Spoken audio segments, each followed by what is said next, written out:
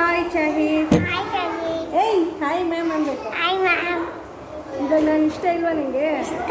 ಮತ್ತೆ ನಿನ್ನೆ ಇಷ್ಟ ಇಲ್ಲ ಅಂದೆ. ಇಷ್ಟ. ನಿನ್ನೆ ನಾನು ಇಷ್ಟ ಇಲ್ಲ ಅಂದೆ. ಇಷ್ಟ. ಯಾಕೆ ಹೇಳಿದೆ?